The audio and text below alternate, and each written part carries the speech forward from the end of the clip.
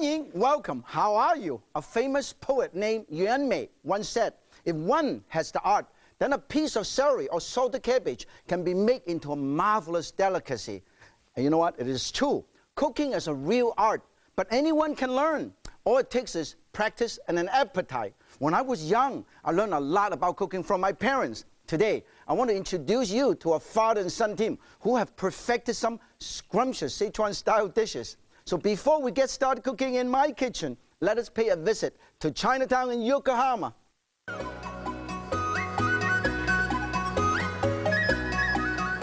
Welcome to Chinatown, Yokohama, the busiest Chinatown in the world.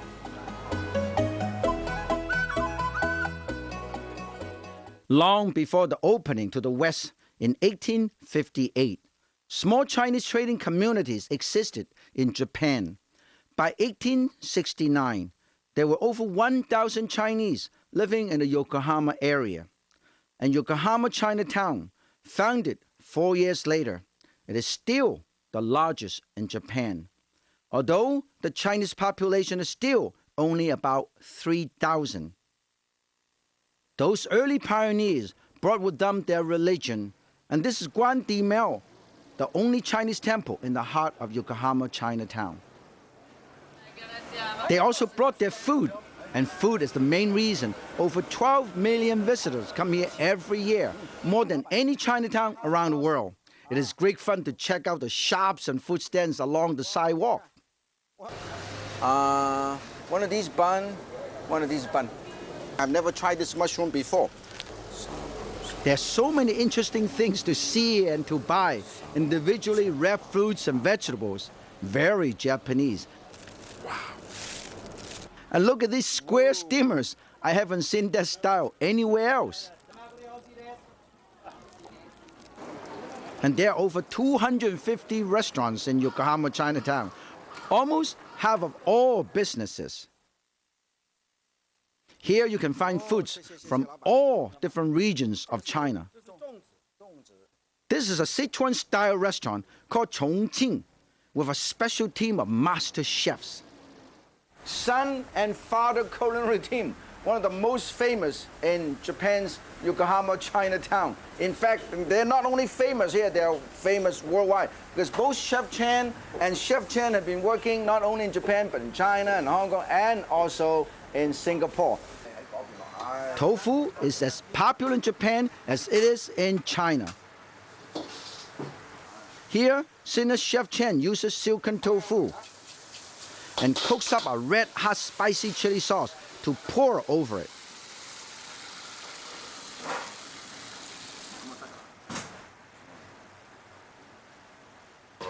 Next, Chef Chen Jr. deep-fried some shelled shrimp. They cook up in no time. In the same wok, he mixed the sauce. And when the sauce is almost ready, back go the shrimp. A few added touches.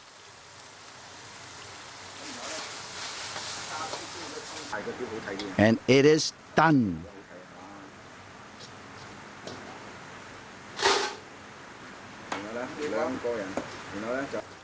This is Sichuan delight.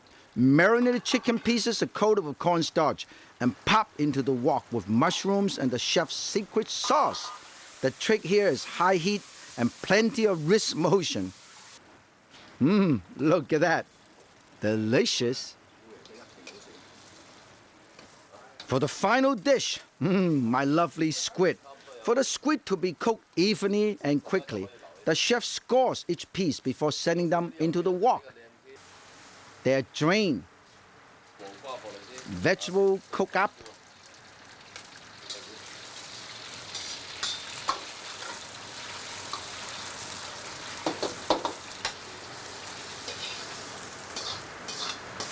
Now the sauce. Everything stirred together. Now it's ready.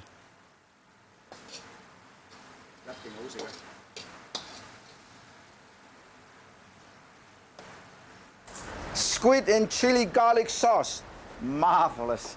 And not only with chili garlic sauce, you got cucumber, you got mushroom, you got bamboo shoot. It's like a one dish meal. Serve over noodle or pasta or rice. It's wonderful.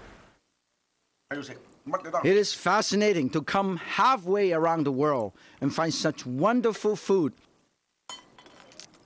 And this highly skilled father and son culinary team. Chef Chen have been in the kitchen for 54 years. 50歲都未夠，咁做54年啦。我今年69㗎啦，差唔多69㗎啦。Chef told me, I was teasing him and I said, hey, how can you be in the kitchen for 54 years? You're only about 50 years old. And he said, he's almost 70 years old. Isn't that amazing? This is what Chinese food is good for you. You can literally look like you're 40 years old even though you're 80 years old. You only look about 40. So eat Chinese food and work in a Chinese kitchen.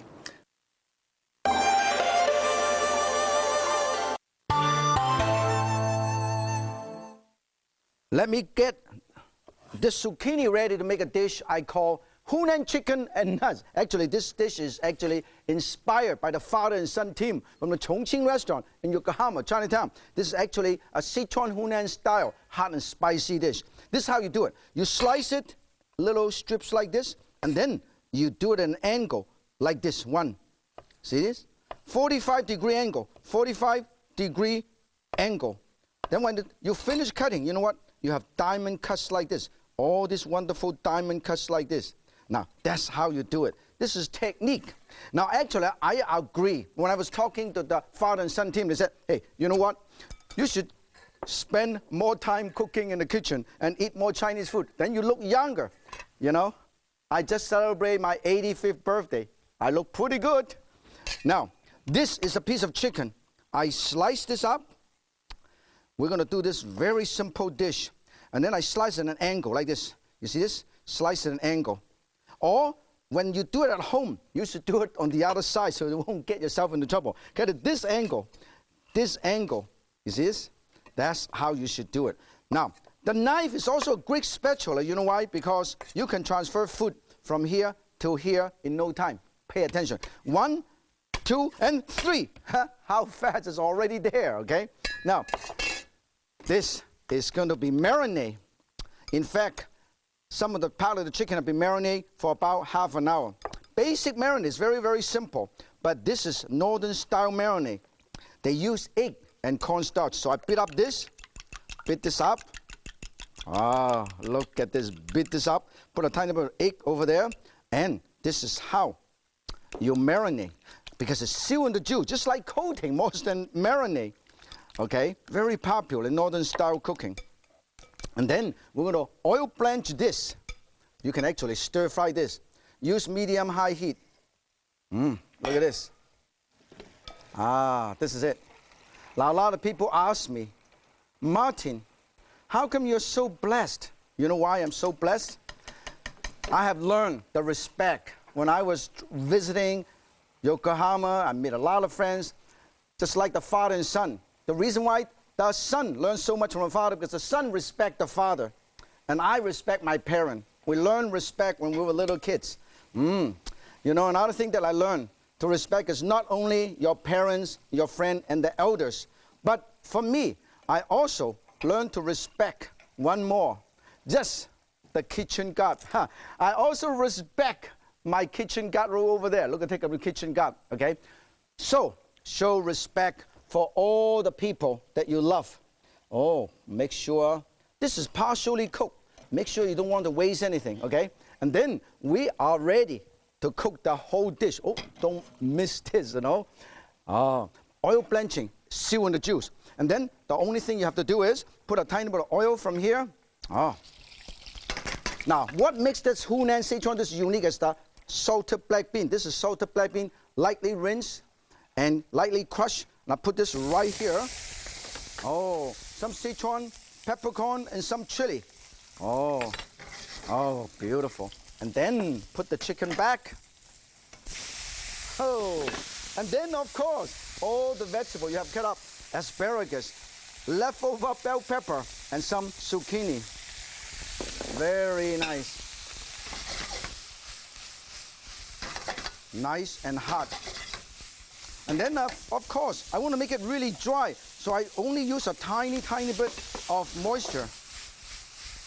And then a tiny bit of sugar, tiny bit of chili garlic sauce, soy sauce. Whoa, look at the color. And then a tiny bit of tomato paste, okay? Look at that. Give that nice, rich color. And very, very dry. This is so colorful. Just like the father and son team, just like a lot of Chinese chefs. Finally, right before you serve, put a teeny tiny bit of oil. Whoa, this is so beautiful, so rich. You know what? It's served with wonderful nuts. That's why you call Hunan chicken and nuts. You put it right over here. You know, look at this nuts. This is glazed, honey glazed walnut. You go to visit many Chinatowns or you go to Hong Kong on the street, they actually sell this on the street. This, you can buy them in some restaurant. This is a street food, but actually good for snack. Let's serve these Hunan chicken with nuts.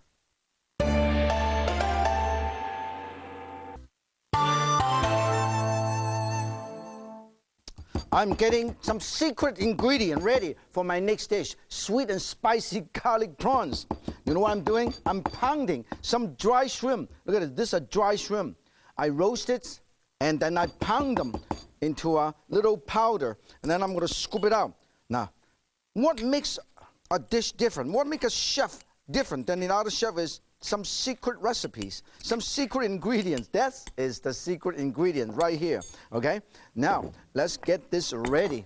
And then, cut up some extra chili because it's spicy stuff. Sichuan and Hunan. You know, when I was in Yokohama, I learned so much from the father and son team. They do a lot of spicy dishes. Everything is spicy. Before I walk in, I'm perfectly normal. When I walk out the restaurant, my hair smokes. That is amazing. And then, of course, they use a lot of garlic. Now, this is going to slice some thinly sliced garlic.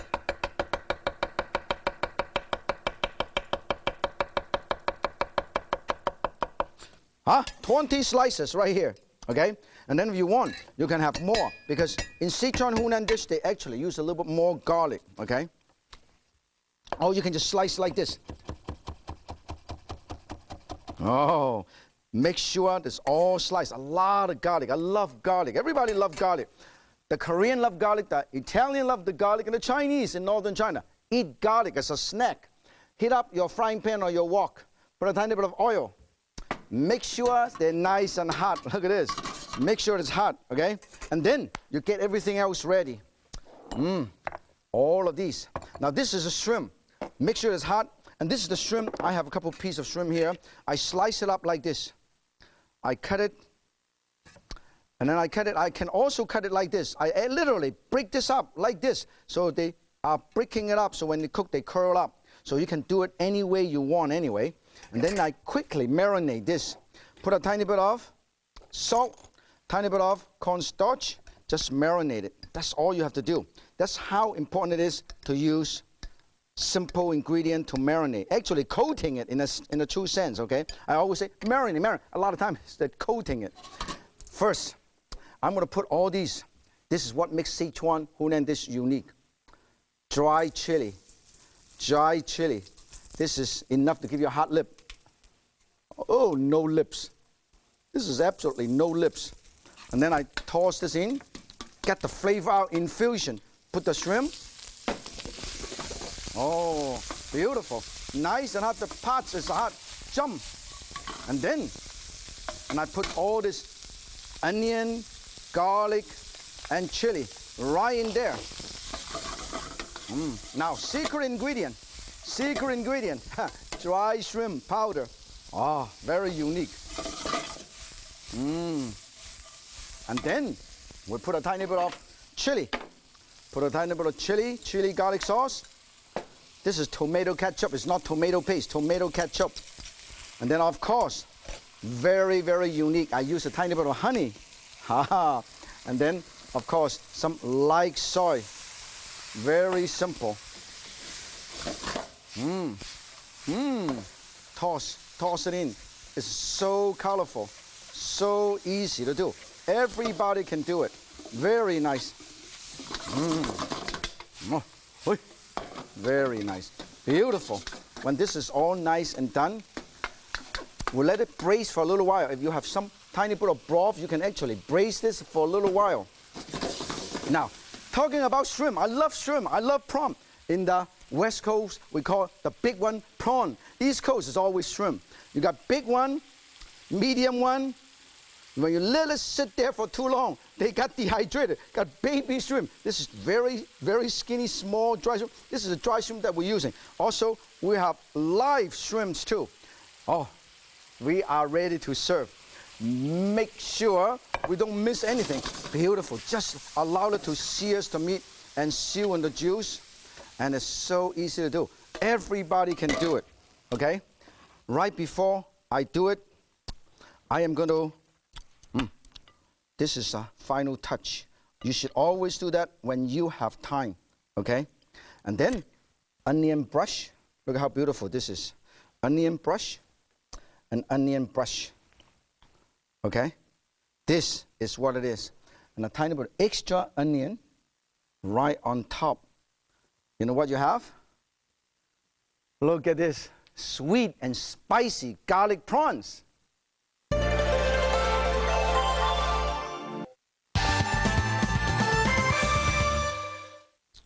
I'm handling some soft silken tofu. Handle with care. To use this to make a dish called Mapo bean curd or Mapo Tofu.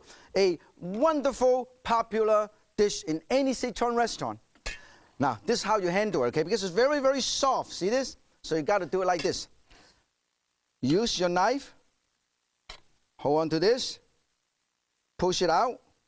And do it again. And push it out. And then you cut it length. Oh. People always say, how come they call Mapo? Actually, it's a little story behind this. Mapo means freckle-faced lady. What happened is, in the old days, in many, many moons ago, in Chongqing, in Sichuan province, there's a freckle-faced lady. She created this wonderful recipe, served tofu and peddled on the street, from store to store, from street to street, from house to house.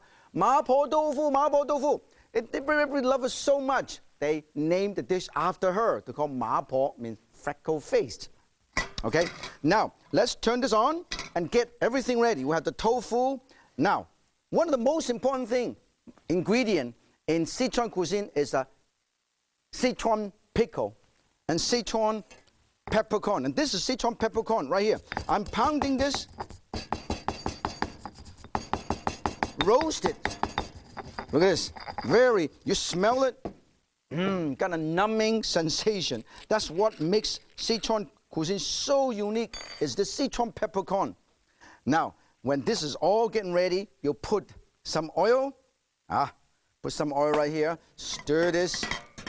And then get the garlic and ginger. Garlic and ginger, and also Sichuan pickle. And Sichuan peppercorn right here. If you have Sichuan pickle, you can add a tiny bit of Sichuan pickle too. Then you marinate your ground meat. This is the ground meat here. You can use ground chicken, ground beef, ground pork. Put a tiny bit of soy sauce, tiny bit of cornstarch. Okay? Make sure this is well marinated or well mixed. This is so small you don't have to marinate it for too long anyway. But if you have time, marinate it for about half an hour. Okay? Toss. I can smell it. I think the crew, did everybody smell it? Everything in the studios. Oh, definitely smell it. This is very uniquely Sichuan. You see how I move and I use my spatula to crush this because it's ground meat, so it's nice and separated. And then the next thing I'm going to add in is a few things. Green onion, fresh water chestnut, and some shiitake mushroom. Okay? Put it right in here. Very nice. Toss it in. And then I have some Sichuan pepper, chili sauce, crushed chili,